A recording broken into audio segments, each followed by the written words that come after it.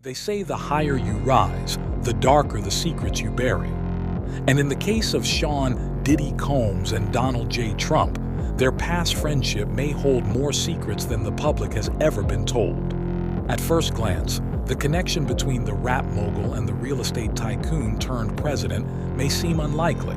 Two men from completely different worlds.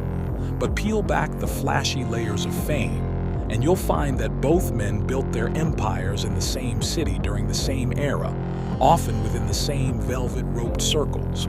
Back in the late 90s and early 2000s, Donald Trump and Diddy were seen together at some of the most exclusive events in New York. These weren't just surface-level appearances. There were signs of genuine mutual admiration. Trump frequently referred to Diddy as a legend and a good guy. Working for Diddy. Absolutely. I love Diddy. You know, he's a good friend of mine. He's a good guy. He expects. Is he a good guy? I don't want to answer that Oh, question. wow. I don't think know. he's a good guy. I'm going to stick up for him. Diddy, on the other hand, expressed respect for Trump's hustle and openly referred to him as a friend of mine. Trump, even before his political days, loved to associate with celebrities. He saw power in fame, and Diddy was one of the hottest names in entertainment at the time. Whether it was fashion, music, or high-profile parties, Diddy was the nucleus of New York celebrity culture. Trump, ever the opportunist, seemed eager to stay close to that glow. Let's not forget, Diddy made an appearance on The Apprentice in 2004. At that time, both men were at the peak of their public personas. Trump as the brash billionaire boss, and Diddy as the ultimate music and fashion mogul. The two shared more than just camera time. They shared access to the same elite, off-the-record spaces most people never even hear about. And this is where speculation begins to swirl. Because while there is no direct evidence linking Donald Trump to the now infamous allegations against Diddy, the lawsuits, the NDAs, the whispered stories of private parties that stretched into the morning, their shared past raises questions, serious ones. Diddy's parties were legendary, and not just for the celebrities or the champagne. There were always rumors, stories of things happening behind closed doors, cameras being covered, phones being taken, guests being asked to sign documents just to step inside. Now that Diddy is facing federal charges related to sex trafficking, and several disturbing lawsuits involving sexual misconduct and abuse, the guest lists from those years matter more than ever. Who was there? Who knew what? And more chillingly, who stayed silent?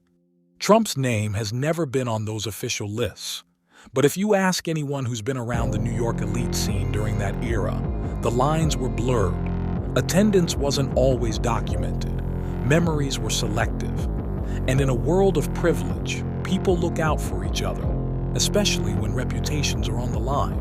Fast forward to 2025, and Diddy's glamorous empire is crumbling. He's under federal investigation and facing a full-blown trial. A man once hailed as a cultural icon is now accused of hosting parties that allegedly doubled as a front for darker deeds. And just when you think their paths have fully diverged, Trump suddenly re-enters the conversation, not as a critic, not as a bystander, but as a potential savior. In early June, Donald Trump publicly stated that he would look at the facts and consider a pardon for Sean "Diddy" Combs. You mentioned once in 2012 that Diddy was a good friend of yours back then. He has since found himself in some very serious legal trouble. Yeah, that's true. Would you ever consider pardoning him? Well, nobody's asked. You had to be the one to ask, Peter, but nobody's asked. But I know people are thinking about it. I know they're thinking about it. I think some people have been very close to asking. First of all, I'd look at what's happening, and I haven't been watching it too closely, although it's certainly getting a lot of coverage. I haven't seen him. I haven't spoken to him in years. He used to really like me a lot, but I think when I ran for politics, that relationship busted up. That's right.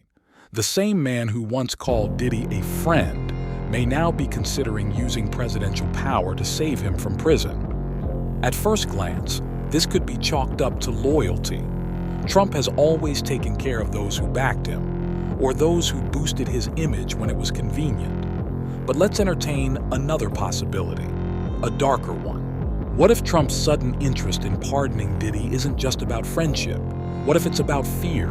Fear that if Diddy goes down, he won't go alone. Let's be honest. When someone with as much power, access, and ego as Diddy is cornered, they don't take the fall in silence. If the walls are closing in, names could be named. People who were there, people who knew, people who benefited. Could Trump be one of those names? Again, there's no direct evidence, but the optics are troubling. And when optics meet power, things rarely unfold cleanly. What's even more interesting is who's pushing back. Rapper 50 Cent has gone on record urging Trump not to pardon Diddy. That's not just industry beef, that's strategic messaging. It's as if he's warning Trump, stay away, don't touch this. You're not untouchable anymore. The entire situation reeks of something deeper than nostalgia.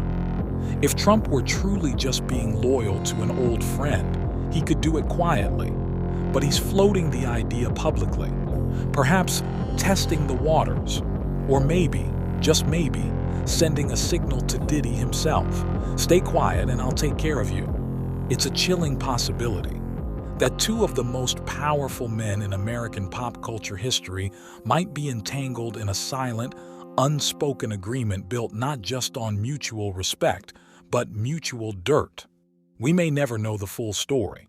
So much of what happens in elite circles is buried under money, secrecy, and legal protection. But one thing is clear. Their relationship was never just surface level. It was built on proximity, power, and perhaps shared experiences that neither man wants made public. As Diddy's trial unfolds, don't be surprised if Trump's name surfaces again. Not in a courtroom, not on a witness list, but in whispers, in theories, in questions too uncomfortable to ask out loud. This is the dark relationship between Diddy and Trump. A friendship forged in fame, surrounded by shadows and possibly tied together by secrets neither man wants to see the light of day. This has been AJ's Fame Files. Stay watching because the truth doesn't hide forever.